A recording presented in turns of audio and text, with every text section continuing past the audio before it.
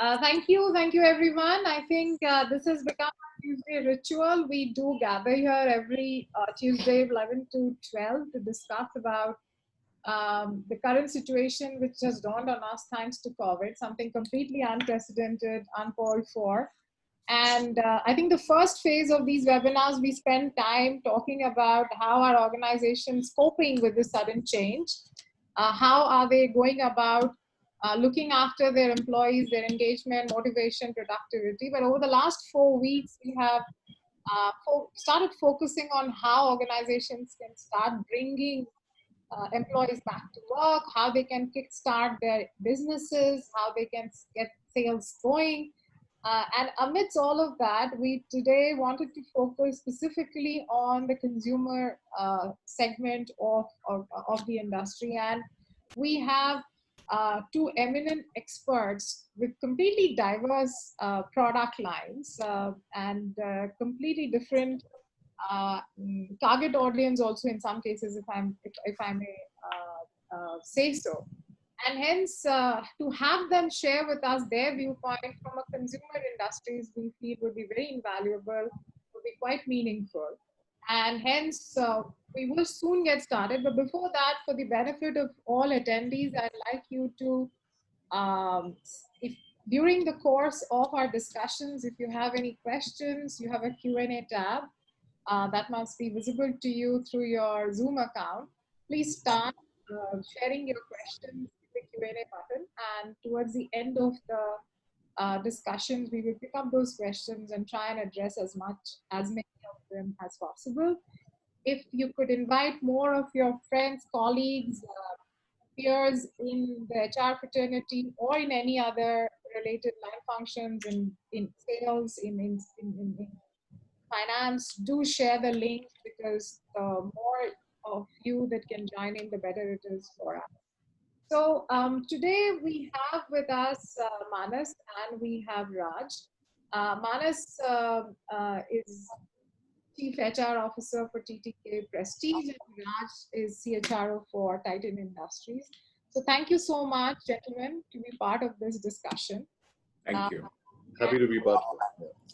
Thank you. I think how we will do is that we will spend, initially I would request both of you, as you take on, I can respond to my first question, if you could spend some time telling the audience, while both of you are very well-known brands, but if you could tell a little bit for the viewers, what is your industry business into, what your target segment is, little bit of an overview, and thereon you can respond to the questions. The first question, I'll start with you, Raj, is that look, with business now gradually starting to resume, like for example, you were mentioning a while back that you yourself started going to work from 4th of May.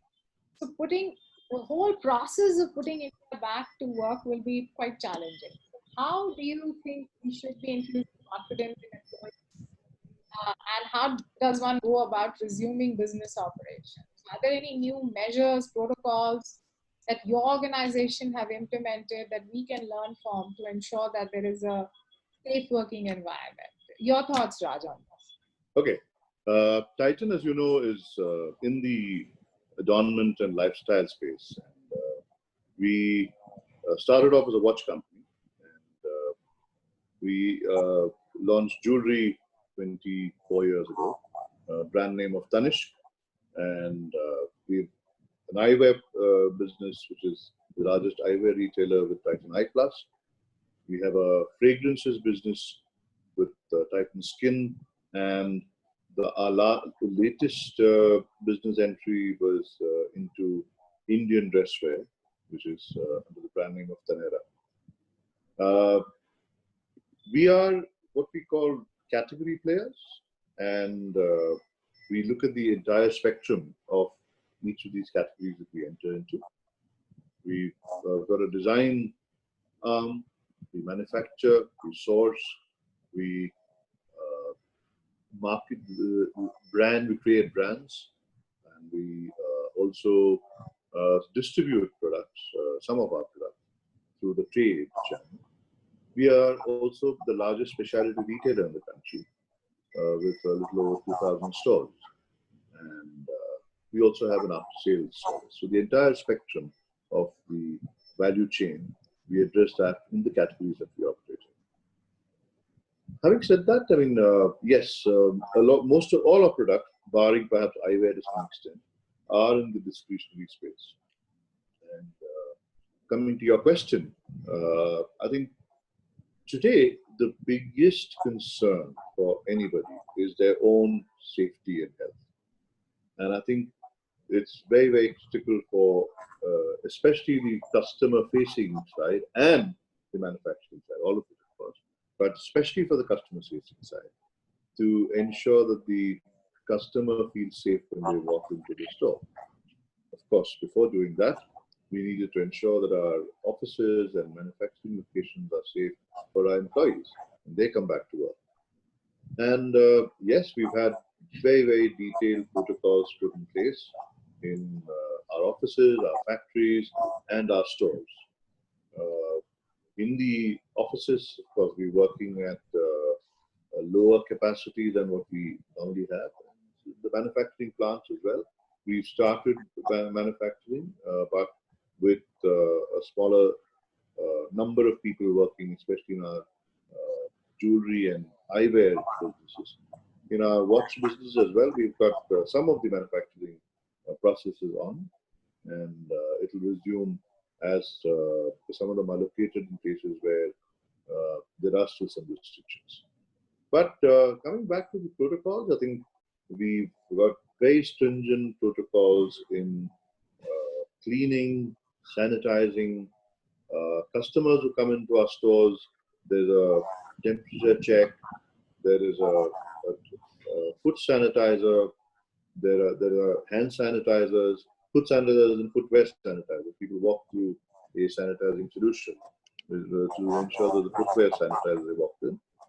We also have hand sanitizers, and each of the selling spaces are sanitized regularly after a person has been there, and people are trained to ensure that that becomes second nature to them. And products are sanitized using UV machines, which are certified to sanitize properly, and also with this virus. So yeah, I think the life on resumption has certainly changed. A lot of focus on safety, a lot of strict adherence to protocols and process to ensure that this is maintained at every point. In offices, we ascertain who are the people who need to start coming to work, and everybody who is asked to come to work needs to fill in a self-declaration, which is a detailed one. And once that is filled out, people are classified into green, orange, or red. Green being people who can come into work without any issue. Orange, people who need to take the decision as to whether they want to take the risk on themselves, i.e. somebody who say who's got a borderline diabetic or blood pressure, it's a risk for him or her to come in, so they have to take the decision and make the choice. Red is somebody who can't come, somebody who either has fever or cold or something like that, or somebody who has people who are prone to the infection staying with them. So we have these three classifications, and on a daily basis, whether you're red or orange, whether you're green or orange, on a daily basis, when you come into work, you need to do an online self-declaration, which takes 10 seconds to fill in, but that ensures that people are conscious of what they have been through in the previous day, in terms of whether they've been in contact with somebody, have they been exposed to something, etc., etc. They declare that. And if somebody has exposed themselves, they might go back into not coming to work and putting others in danger. So I think there are very, very clear protocols which are there, right? And this, I think, will continue for a while. Somebody asked me, are these deterrents? I don't think they are. I think, on the other hand, I think they ensure that the people who come into work feel safe and secure, that the place that they are in is secure. Now, I know I've exceeded my time on this question. So back to you, Ritu. I hope I've answered your question. Oh, yes, absolutely. I think I do have quite a few points to ask on that. But before that, I'll probably request Manas. Manas, same question. What do you think? What's happening at your end? Well, I think, Ritu, first of all, thank you for having me here. Well, I think let me first of all give a brief introduction about my company. We are into kitchen appliances. It's a very age-old brand, Prestige. We have been there in the market for about last 7 to 8 decades. We sell primarily kitchen appliances. We were predominantly a pressure cooker manufacturing company about 2 decades back, but we have diversified into a lot of small appliances for the kitchen with a good dealer and distribution network all across India. And we've built up our manufacturing capability also in India. We still do a bit of subcontracting manufacturing, but I think predominantly, mostly it's about in-house manufacturing. 70% of our products are in-house manufactured with the Make in India initiative. So, and then of course, a very strong service network and all over India. So things like that. So, as you know, that we have one among the top 100 most trusted brands recently done by ET Brand Equity. So, so we have been in this space. Key target consumers have been the household, the house owners. I would not say the housewives. I would say both. But the kitchen is now shared between both husband and wife. So therefore, I would say it's the house owners are our target consumer. We also have entered into a new segment, which is the cleaning solutions business of late. So we have products for cleaning solutions. It's just been it's a new business. Just about a couple of years back, we launched a lot of products in the cleaning solutions business. So that's the space that we operate in. And coming to the question that you have, which Raj has already explained in detail, I don't think I will touch upon. I think because most of the safety protocols and either at manufacturing or at the front-ending consumer interfacing functions, or at the retail outlets, or at the distribution points, or at the service centers, or for that matter at the offices. So are predominantly more or less the same, minor alterations here and there. So I would not like to touch upon that. So as has very clearly specified that the key concern at this time is in terms of the lack of confidence among the employees as well as among the channel partners, etc., because of the health and the safety reasons, which is quite natural. So therefore, all the actions that we have engaged in last month or so after the lockdown 2.0, lockdown 3.0, we were allowed to operate with truncated staff in our manufacturing units. Some of the offices at different locations have opened up with, again, very limited staff, maintaining the social distance norms. So therefore, we have our SOPs and protocols in place, and we follow them. We have built up local COVID task forces, which is an empowered committee of people to monitor these SOPs and protocols, and then ensure that people, those who come to the offices or factories, they have minimum inconvenience and maximum security and safety. Because that's what is going on in everyone's mind at this point of time. Like, am I safe to really work? Am I really safe to step out of my home? I think to bring them out of their home is the primary task at this point of time. So therefore, those safety protocols and SOPs are very much in place. And so we have been operating since 6th of May. I think we are back in business. Of course, it's not to the level that we would expect, but gradually things are, with regulatory norms getting relaxed, I think things are looking up, and we have to continue with that momentum. So that's the other thing, I think, which I would like to touch upon very briefly, is in terms of we as a manufacturing industry, we're not prepared for work from home, remote working, so on and so forth. IT companies have built their capabilities around this space for quite some time. So but we haven't really we were not prepared. So so it was an opportunity for us actually to explore this area as well, in terms of how effective we can actually let people work from home, leveraging technology, managers showing trust on people, very outcome focused. So these are some of the areas that we are exploring at this time. I'm pleasantly surprised, I must say, Ritu, and that people have adapted to this new environment, new normal pretty well, and we have transitioned into sort of a working atmosphere. Of course, it's very early, and we will see how it goes in future. But I think people have adapted very well. So there we have done a lot of work in terms of facilitating people to migrate to this kind of a working environment, remote working environment. There's a lot of technical inputs. There are a lot of technological infrastructure built up. So on and so forth. So and a lot of training in terms of making sure that these people adapt to this new way of working. So those sort of things have we have undertaken in last couple of months. So that's what I wanted to say. Yes, over to you, Ritu. Thank you. Thanks so much for both comments on this particular question. That I was really curious to know how it's going at your end.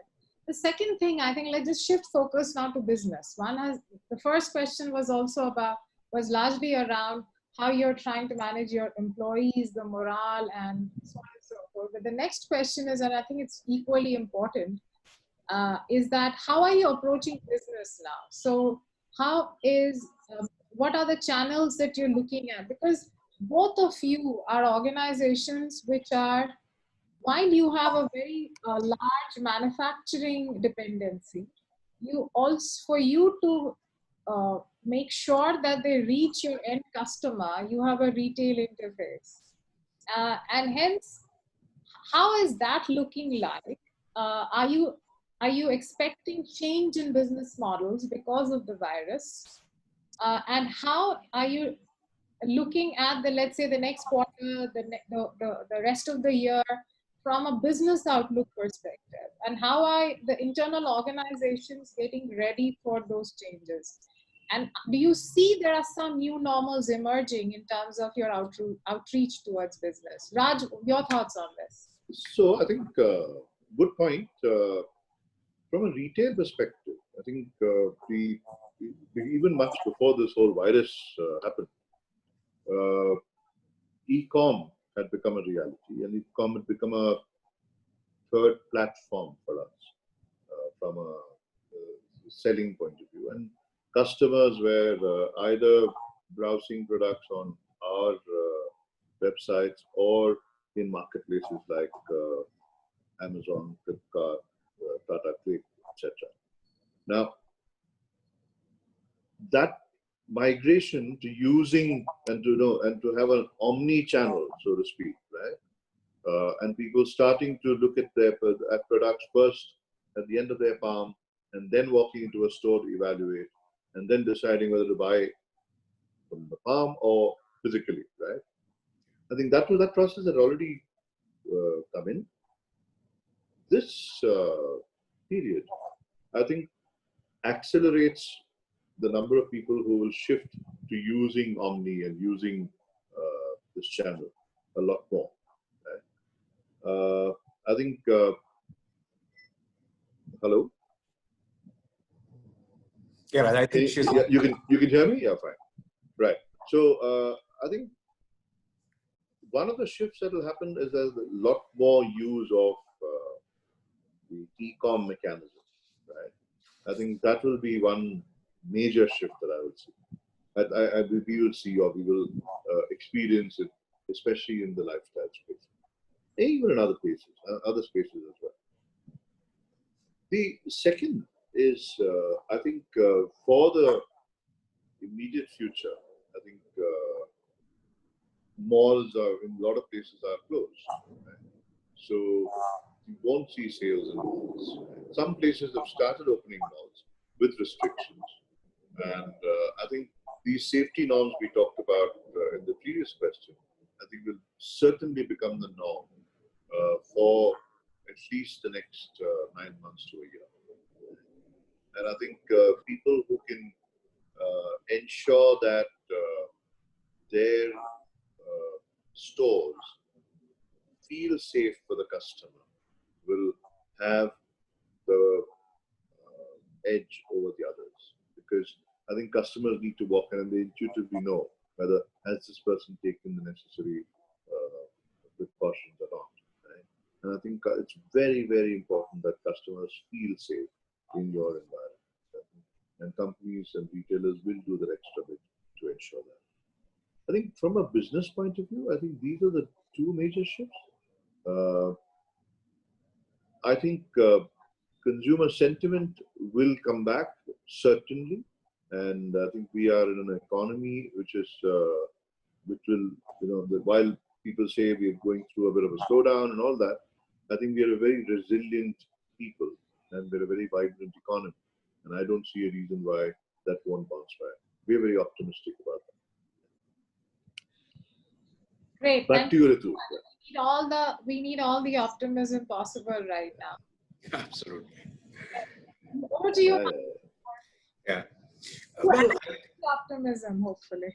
Yeah. We need to be born optimists at this time. Without being optimists, I think things are not going to.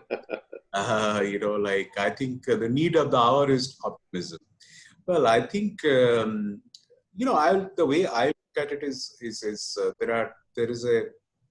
the issues are from both sides. The concerns are from both sides. The issues are from demand side. The issues are from the supply side. If you look at, for an organization of our kind is grappling with both the issues at this time. And we are going to grapple with it at least for next 2 months, if not few. I would be, I don't want to look at beyond about a year at this point of time. So the demand side, if you look at, the demand is weak at this point of time because as Raj was stating, that there's a weak consumer sentiment at this point of time. That got to be addressed. We are living in a lot of uncertainties at this time. We are not too sure about how this pandemic is going to behave in the next few months, because things are pretty uncertain. So therefore, the demand is going to be muted at least for next few months is what we see. But at the same time, let me tell you, for a business like ours, the way we look at it is that demand is going to pick up definitely, and I'll be very, very, very much optimistic. Why I say so is because of a couple of reasons. One, there's a lot of weightings which have been shifted. A lot of weightings which were supposed to happen around this time in February, March have shifted, so which would have a positive impact on both our industries, both for me and Raz. Secondly, there was a study which happened in China. I don't know how many of you are, I must share a brief about it.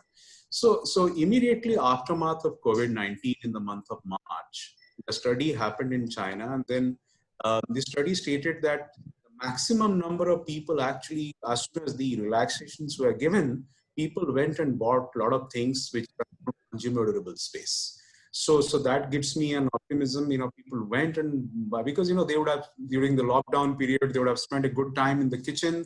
They would know exactly what is missing actually in the kitchen. So therefore, immediately as soon as the lockdown got relaxed, I think the first thing they did is that by using all the channels available, so they actually bought a lot of kitchen appliances and other durable stuff. So I'm very optimistic that the demand side will uptake. But again, it will largely depend on how the pandemic is going to behave in the next few months.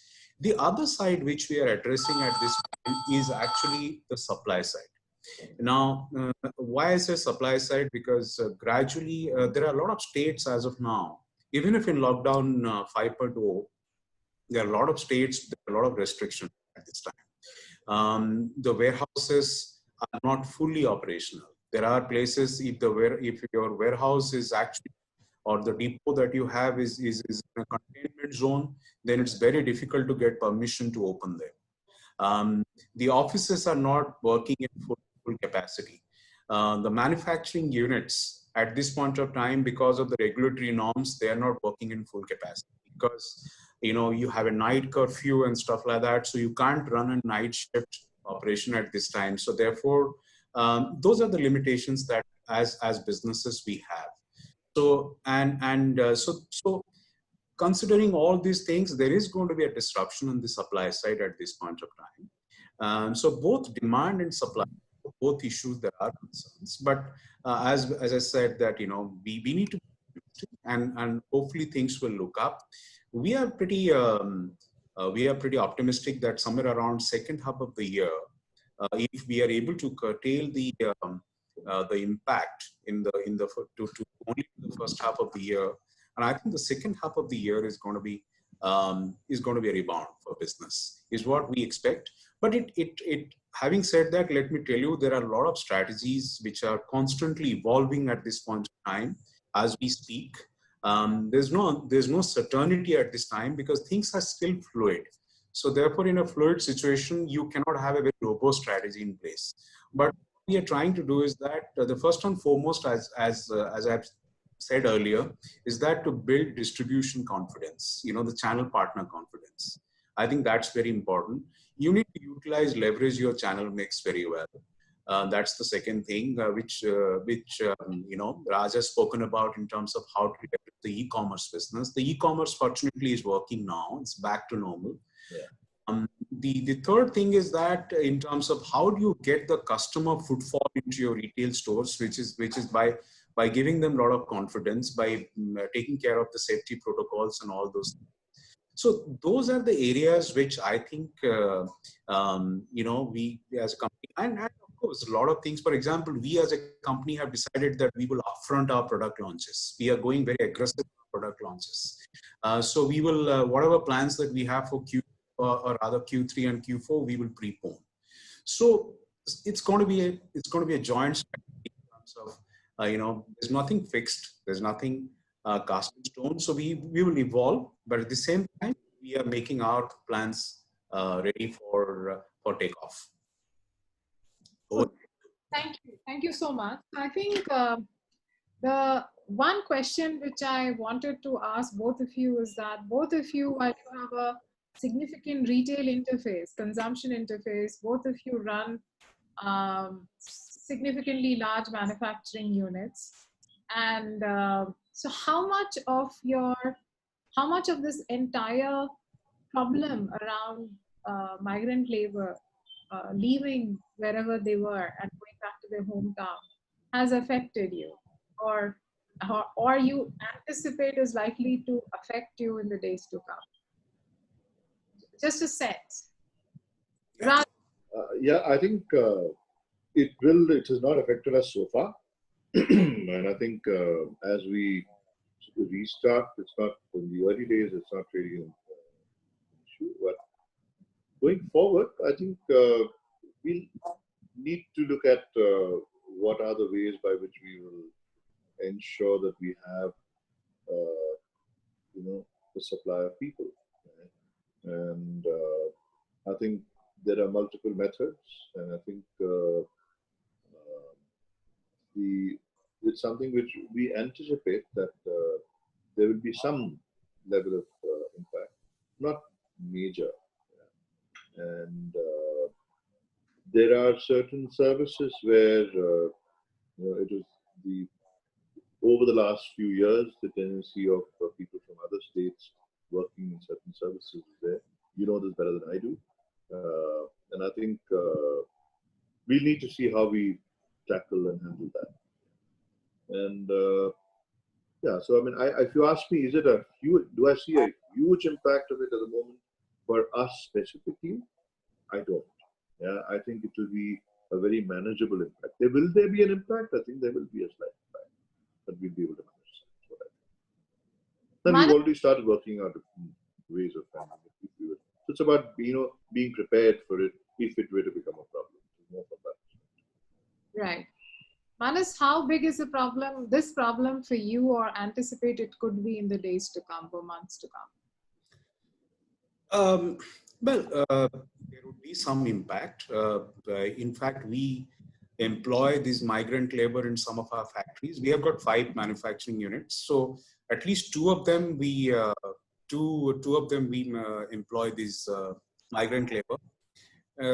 In spite of, I must tell you one thing here, Ritu, that we haven't laid off a single, I'm so sorry, we haven't laid off a single contract labor, or even if we have not laid off. Same here, yeah. Is not laid off a single individual in the company for last, in spite of, the economic activity coming to a complete standstill for about a month and a half to 2, we haven't laid off a single individual yet. And on top of it, in fact, like some of these, during the lockdown 1.0 and 2.0, we took care of them by providing them rations, took care of them by providing them, sharing some of their rented accommodations, etc. So I think we have taken care of them very well, frankly speaking. Now, to answer your question, how much of it is going to impact us? Frankly speaking, it's not going to be a major impact. Yes, some of them have left, and they left not because of paying them or not because of we were not taking care of them. We were extremely compassionate in terms of taking care of them. So no issues around that front, but I think it was more to do with the psychological aspect which took them back to their respective homes, and a lot of insecurity because of this virus. So having said this, can we get them back? My answer to that would be yes. I think because I don't think personally we haven't done anything wrong with them that they would not come back, frankly speaking. At point of time, I'm sure that we will, once we get into 100% capacity utilization for our manufacturing units, we will bring them back. We will do everything possible to bring them back.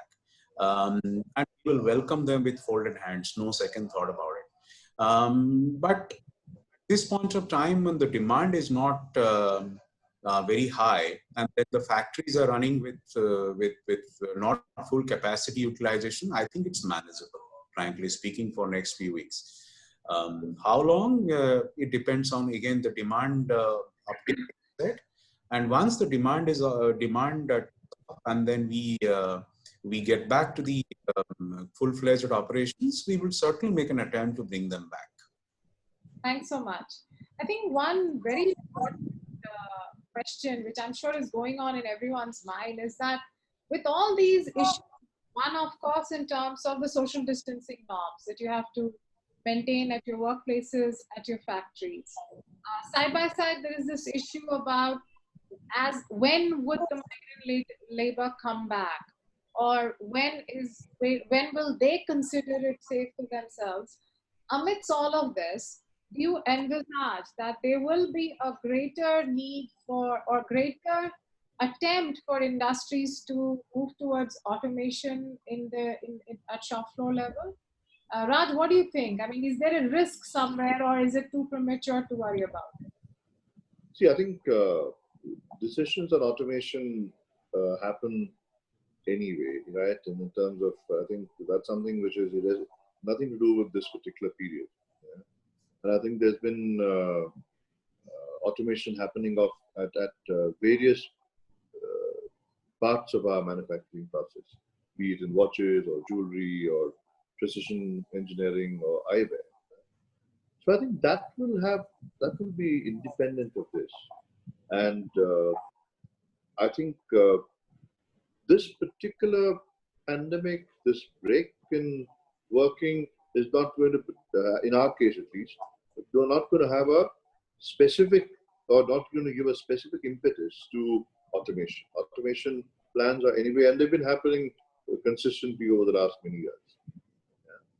So I don't think I would attribute this particular pandemic or this 2 month of stoppage of production and retail to automation or moving to using of technology.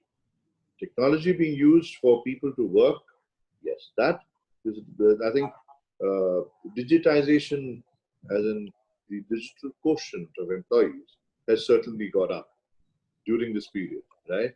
And with connectivity and various things happening.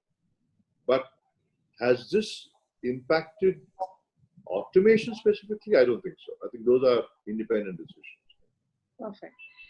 Manas, your thoughts? I mean, just to elaborate it, essentially because of one is the fact that you have to, our workplace, let's say earlier were equipped to handle 100 people.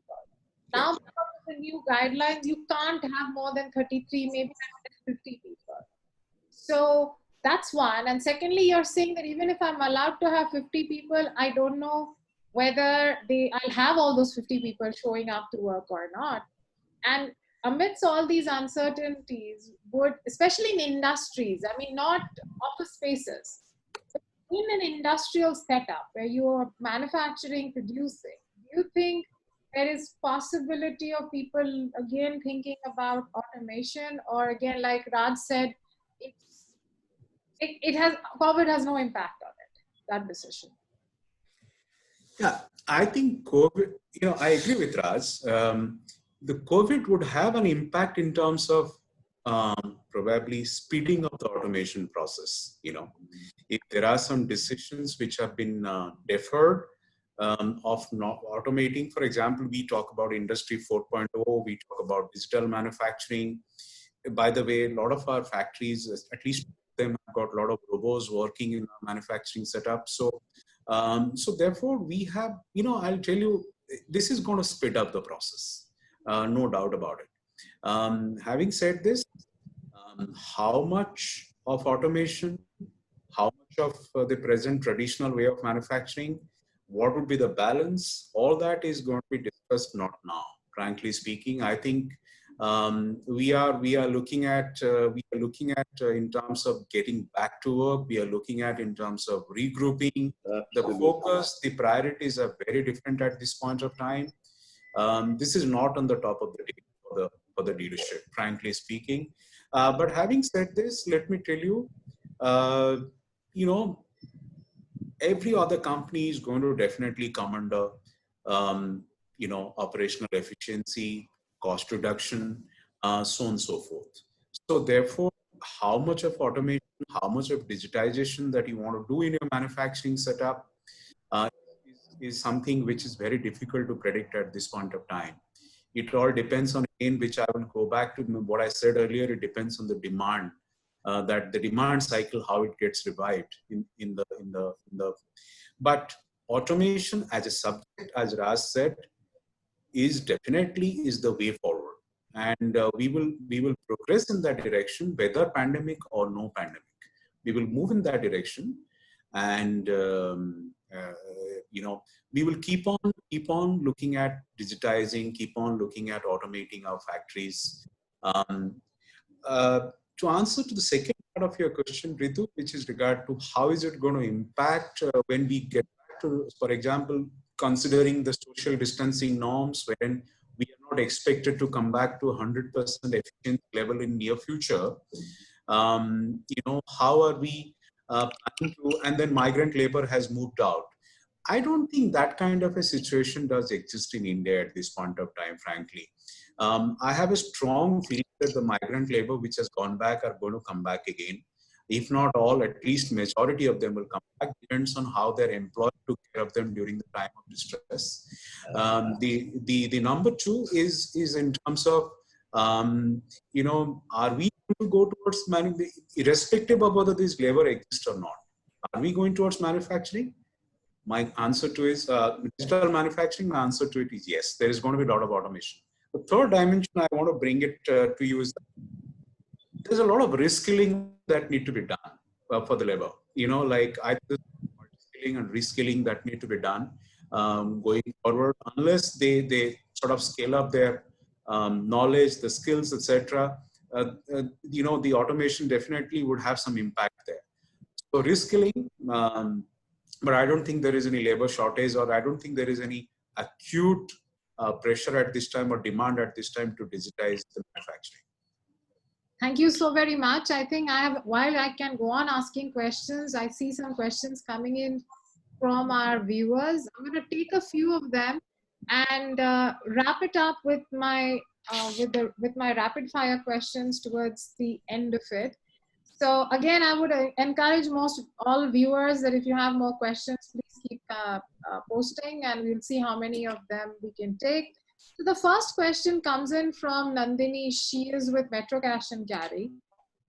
Her question to the panelists is that, can you talk about how we can welcome back employees to office after a long stint of work from home? While at office, we have completely taken care of all necessary arrangement as per WHO guidelines. I think some of it you might have touched upon earlier, but given that her question is very specific, I am aware of many professionals in HR who are worried about how to make this transition. So what is your suggestion and tips to Nandini? Okay. Hi, Nandini. I think first, yes, well, of course, as you mentioned, all the protocols are in place. The first, I think, is leaders need to be role models, right? And I think it's very critical that leaders are back at work first and are visible, and I think reach out to employees who are working from home, from the office. I think when employees see that leaders are working in their workplaces with confidence, and it seems like the necessary protocols are in place, they're following the safety norms, at the same time they're working effectively. And I think that is very, very critical. Second, I think the need to come back work on the one hand, and the other, the balance of empathy. I think these two make a big, big difference in employees' minds. Because I think if employees see leaders, apart from the role modeling, as being fair in their request for people to come back to work, I think people resonate with that. Yeah. Leaders need to be very flexible too. If an employee has a situation which requires that person to be at home and continue to be at home for some time, I think leaders need to be able to take that decision boldly and allow that person to work at home and justify it to the rest. Yeah? Number 4, in this situation, I think there is nothing called over-communication. I think it's very, very critical for leaders to communicate, be seen to be communicating visually and not just verbally, as in with videos on, for example. And that's a huge advantage, and take advantage of that particular facility at the moment, right? And that's how we've been communicating over the last 2 months. And I think use that to the flip side. Number 5, I think leaders need to be also very choosy who they call back, right? People whose roles cannot be worked out of home, right, need to be back in office first somewhere. And I think if all of these, if you follow over a period of time, people see the rationale, the reason, and they certainly will start coming back to work, is what I feel. And we, for example, we do cascades very regularly. We did one last evening actually with all our employees as we're getting into phase 5 or lockdown 5.0 or 1.0 of unlockdown, unlock 1.0 or whatever, yeah. So I think it's important to do those cascades, reach out. We've shot films of the office, showed people what the protocols are. We provide transport for people, so people needed to see what safety precautions were being taken in the transport that is being provided. Are the vans being sanitized properly? The driver, protected. Where will people take the temperature? All of that. I think the devil also lies in the details, and it's important that these are done with a lot of detail and care. Yeah. And I think involving employees into that whole process of creating those protocols, rather than just taking some guidelines from somewhere and putting in, I think that makes a big difference, right? So I think it's a lot of that, leading to the front, involvement, communication, fairness. So I think the combination of all that, I think, will ensure that people come back to work. I think people like coming back to work. Yeah, I think that's what I believe in. Of course, you got to have the flexibility to allow people to work from home too. So it's that balance somewhere. Thank you. Manas, you want to pitch in or? No, I think Raj explained in detail. So I don't think this is the time for leaders to walk the talk. If leaders can't walk the talk when there's this crisis of this magnitude, like this tests their leadership ability. So I think the different C's which Raj talked about. One is communication with clarity and fairness. That's very important, which boosts up confidence in the people. That's number one. Second one is compassion. That I think is extremely your acts, the way you talk, or for the matter what Raj was talking about in terms of leaders being physically present. And in the when we got back to office on 6th of May, what we did is that the leadership team we got together, 6 of us, and then made a video wearing mask and looking different than what we were looking earlier, and then we posted it on our all the communication channels. I think those kind of small gestures give a lot of confidence to people to come back. So compassion, do everything possible to boost up confidence. And I think one thing which I must also, in addition to what Raj said, I would like to emphasize upon is that there's a lot of HR connect is required at this time. So absolutely. Yeah. I think HR has to really connect with at an individual level, at a collective level, and ensure that you follow up with the confidence building measures that have been initiated, and have a one-on-one talk with people. Demonstrate flexibility. While rules are important, but there has to be an equal amount of flexibility to attend to certain specific situations as well. So HR Connect is very much important. In fact, while I must tell you is that during these 2 months, our MD had conducted at least about 3 virtual town halls. One for about 1,200 distributed, channel partners. The second call was with him. I think there are 2 calls with employees, 2 town halls with employees, and then 1 town hall within suppliers, etc. So I think the entire ecosystem has to be really boosted up with confidence. Thank you so much. I think that answers many questions related questions that have been asked by many of you. I mean, thank you so much, Manoj, Moving, Parth, Joe, Nandini, Nityanand, Arundhati, for Vinayaka, Avinash, Chandrali. I mean, you guys, your questions are all important. Some of them I will take it on with the panelists. Some of them, please do reach out to me one-on-one, and maybe I could help you out with some of those answers and queries. I think the question about HR with both Raj and Manas, many of you have asked it in different forms, and I think both of them have beautifully already responded to that. There's one question, and I think that's a very interesting one, and I think it's relevant to both Manas as well as Raj, is that there is this new say no to Chinese products way. Sorry, say that again. No. Chinese products. This is the segment which is gaining momentum.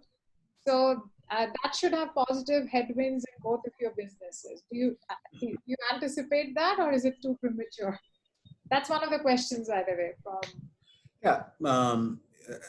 Yeah. So as far as we are concerned, let me tell you, I think we are consciously trying to sort of enhance the Make in India initiative for last several years. There was a time when our import from China or other countries used to be pretty substantial.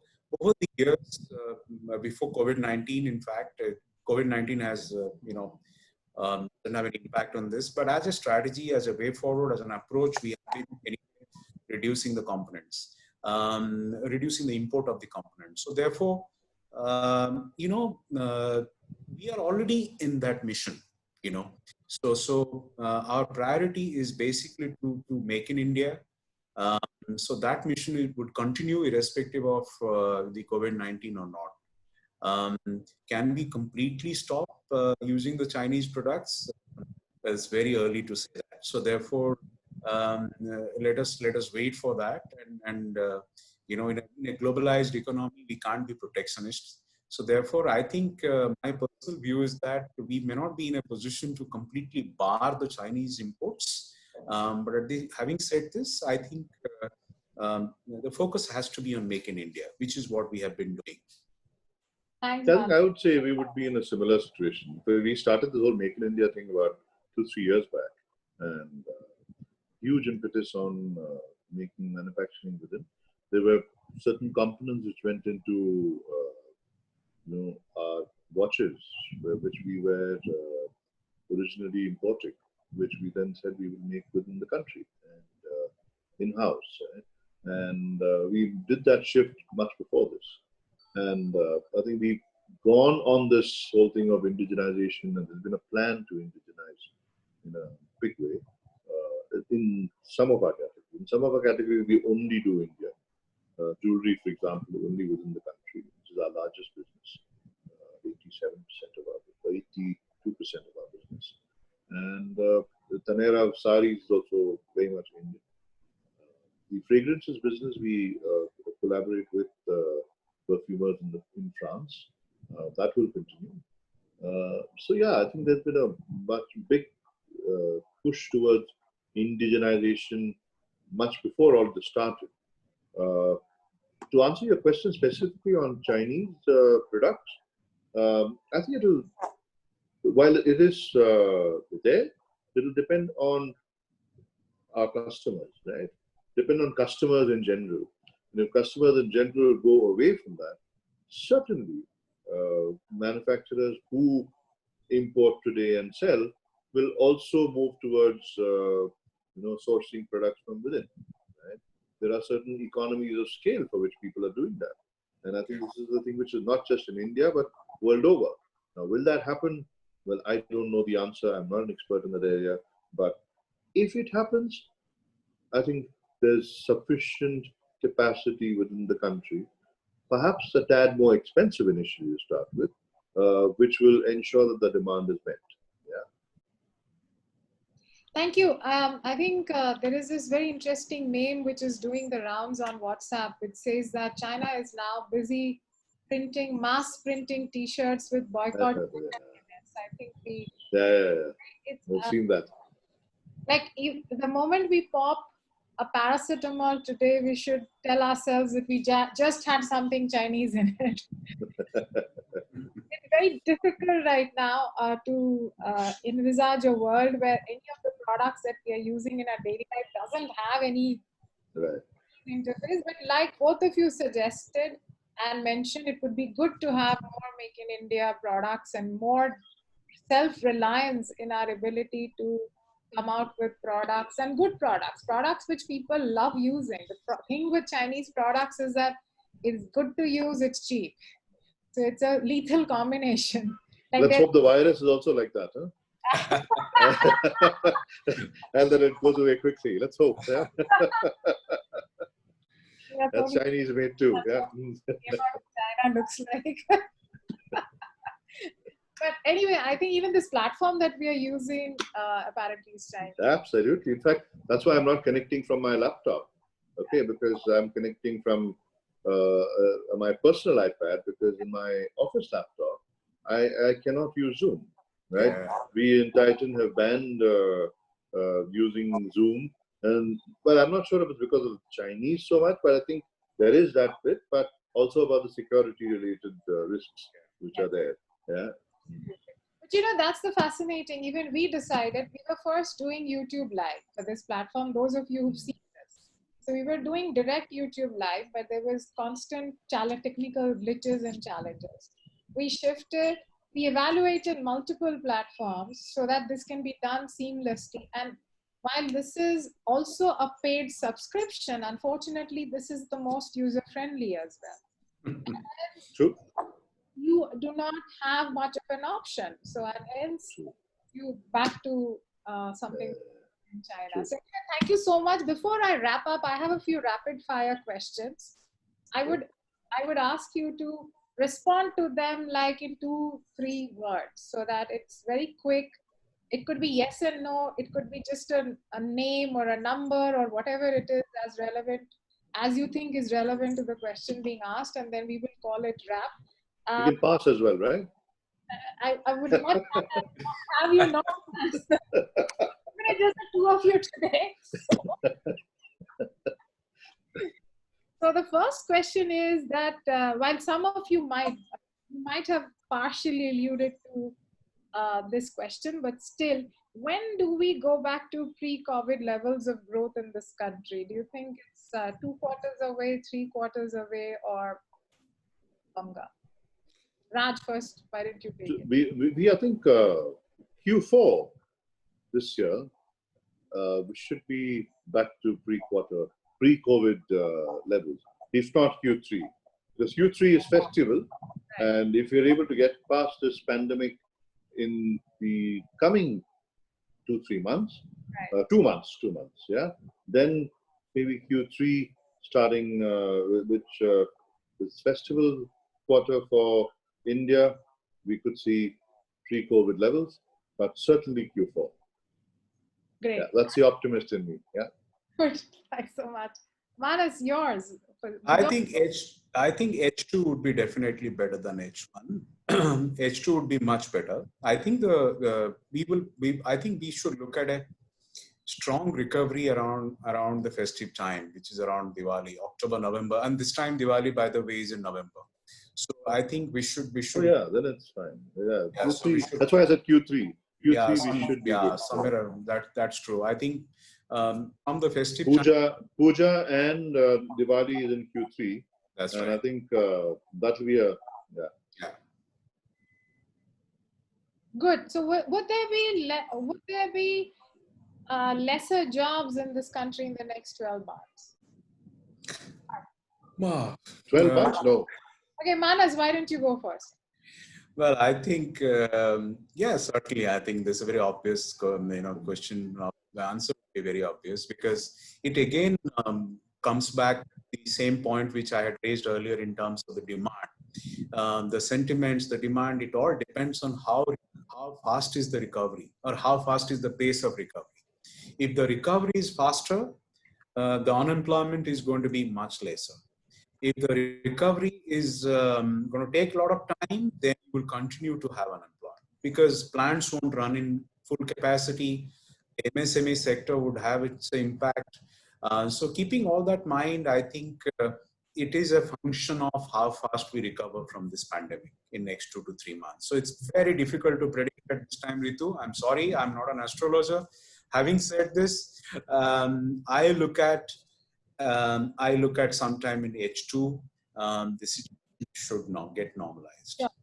Sure. I think the idea behind the rapid fire is that tell me the first thing that comes to your mind. First thing that came to my mind was no, it won't. Yeah. Okay, cool. That's it. I think that's great. Okay, all right. It won't come down is what I felt. Yeah. Perfect. So would organizations have a antibiotic reaction to anything permanent, especially around how employment goes? Or anything, any arrangement? Anti what? Sorry, I didn't understand. So would you think organization will have an antibiotic reaction to any arrangement which is permanent in nature? Antibiotic reaction?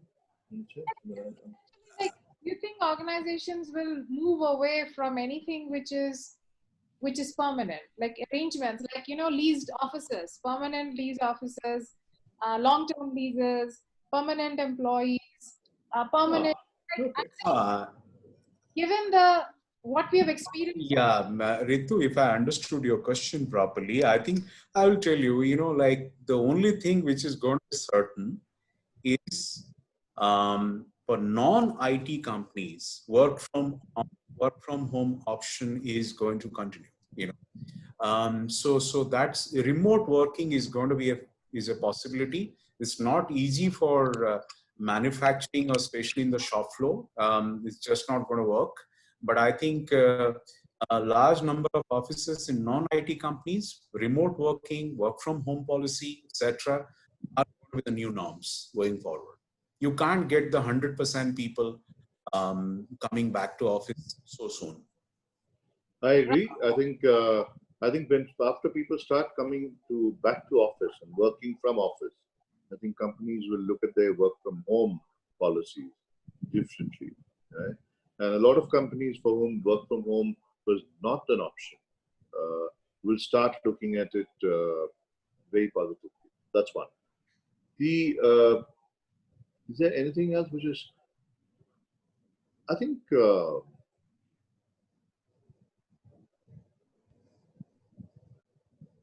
too early to say if anything else will change permanently because of this.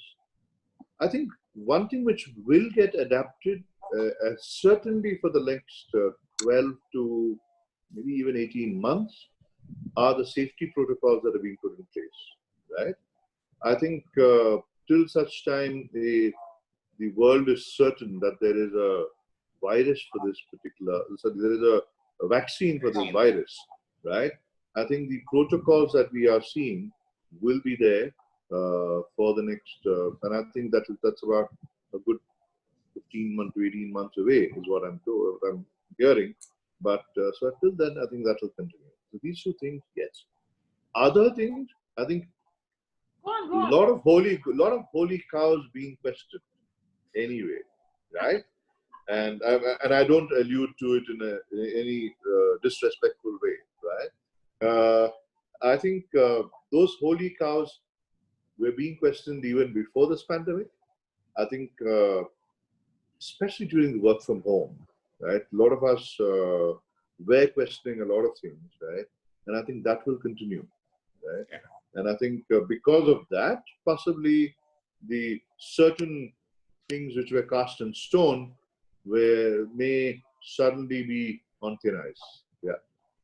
So I like to finish my rapid fire and take one more very interesting question which is coming. So please bear with me.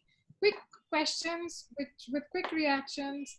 In each of your organization, how much percentage of your workforce you think after this, as this unlock one phase starts, will permanently work from home? You think? Like if the number, like what would be the delta change?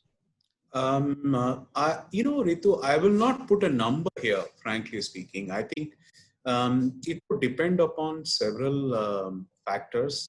The first and foremost is that how the regulatory norms are going to shape up in the future.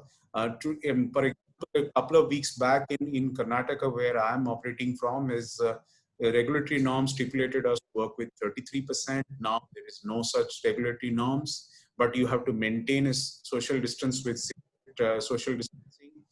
So I think one is the regulatory norms. The second aspect is that each manager or each leader have to make an assessment in terms of what are the roles that can work from home temporarily. I don't think any role can work from home permanently. How much of it can work temporarily? So the managers have been sensitized. They're working on this at this point of time. That's going to be another thing. The third thing is how much enablement you are doing to the people, those who are work from home, how much of technology enablement that you much of doing.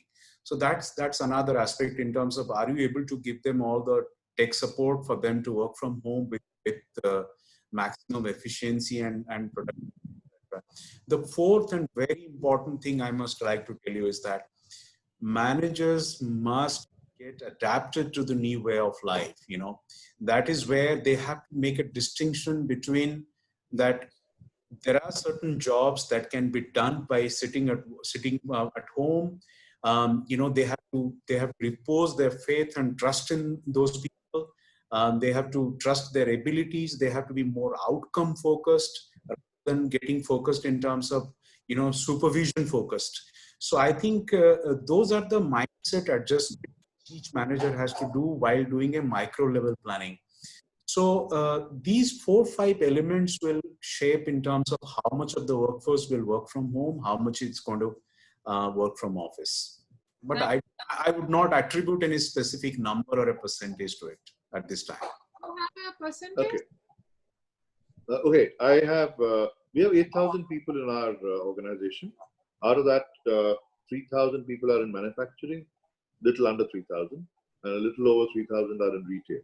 So we've got about 2,000 people who work, and both in manufacturing and in retail, we don't envisage anybody working out of home. They will continue because their work is such that those roles, those jobs cannot be done out of home. Out of the 2,000 people who work out of our offices, and they are spread between design to various corporate jobs, regional jobs, area office jobs, etc. My guess is on a permanent basis, right? out of this 2,000, about 25%, right? Not now, but maybe a year from now, we will reach about 25% of the 2,000 people might start working from home. But again, I don't think we will have permanent, we will have, I think, people who will work on a rotational basis, right? But at 25% of that 2,000 will perhaps be working out of home, coming into office, working out of home, etc., but having the flexibility to work more out of home is what I would say. So I think there is a question. This is a sensitive question, but you both are experts in this, and hence I'll still ask these questions if there is any advice guideline that you can provide. The question is from Senthil, where he talks about in brick and mortar model of retail, we are forced to run the operations with 33-50% manpower. And hence we need to run the stores with 2 or 3 batches of staffs. But paying the employees only for the days worked is also like, becomes a tricky thing. And on the other hand, 5 months of inactive dull market is going to have big impact. I mean, yes, of course. And other than reduction in number of staffs and reduction of, basically the question is that, help me out. How do you handle this challenge? I know this is a challenge I think most businesses are going to do. Yeah. Okay. Go ahead. Right. Okay. So I think this question we have been hearing from especially the retailers, small retailers, the brick and mortar shops, quite often. So I will tell you, I think every small businessman or big businessman have to be innovative at this point of time. There is scope. You may not reduce your manpower. What happens is that you got to make your product reach to your customer. The customer footfalls are going to definitely reduce in the present circumstances. So I think how to make the product reach to your customer, maybe by utilizing the customer delivery, the home delivery, you have to enhance. So therefore, look at in terms of how you can utilize your existing manpower without really laying them off. In this present circumstances, how can you reutilize them and utilize them better? That's something which I think each small or big businesses have to innovate at this point of time. But there are ways and means you can look at in terms of ensuring that their job is not laid off. Raj, do you? Yeah, I agree with Manas there. I think the question of what's your philosophy as an organization, and what's your approach? Are there enough roles which people can do? Are there jobs that people can do outside of the store itself, right? Reaching out to customers, for example. Can there be? It's about utilizing an individual, not necessarily utilizing an individual only in the store, right? So I think we need to come up with, and we are coming up with different ways in which we can do that. Having said that, I think much before this, I think a lot of retailers have been looking at productivity and utilization of manpower and saying, can we look at flexi time? Yeah. Can we look at part-time working? That is, you're on the roles of the company full-time, but your hours are not 48 hours, but you're working 24-hour weeks, for example, to make sure that there are people in the store when there is peak traffic. Yeah? So I think there will need to be some shifts in that, and I think companies will need to get into the detail of it. And is there a one-size-fits-all approach? I don't think so. I think it depends on the organization's business model, right? You'll need to look at how do you then make sure that people are there to attend to the customers, 1. 2, the norms on social distancing are maintained. We also need to realize that these norms are going to be there for a period of time. And like we said, okay, the prediction is 12-15 months. That's a long time in this current circumstance. But if you were to look at from a long-term perspective, that's a very short period, right? It's also that balance. How do you, as an organization, balance that out, right? Can you have win-win dialogues with your employees? Maybe there are people who want to work part-time and do other things with their time, right? So there's, I think, going to be multi-pronged approaches which organizations will need to do, in terms of their the way they would look at handling this problem. Yeah, and I don't think there's a single answer. I don't think there's a single pill here. I think it will need a lot of introspection, but keeping our philosophy and values in mind. How do you want to take it forward? I think that's going to be the basis on which you take that forward. Thank you so much, gentlemen. Thank you, Raj. Thank you, Manas, for your participation. Thanks for our regular viewers and those who joined in new. I think it's clear to us that the future at this point is quite unmodelable and unknowable, and some of us believe that the emotional contagion of the virus might last longer than the virus itself. And it has important consequences in terms of consumption, demand. And like both of you shared, both of our panelists shared that about ways and means by which you can tackle the short term. But yes, there is an important role here for policymakers and government officials also in terms of changing the curve or changing the odds in our favor to spur demand. I mean, we know that capital can't pay salaries, customers does, as we have to, whatever it takes to kind of get our customers to consume is also going to be very important. We are talking about recovery, production, but at some point even that will come to a stop or can be limited if demand and consumption doesn't pick up. So it's a very fine balancing game which has to happen for the overall recovery to kick in. But I think, like rightly pointed out, we are resilient, we are optimistic. We know that there are incidents and reports on revenge consumption that has happened in other parts of the world as they're recovering from the COVID, and we are hopeful that the same happens.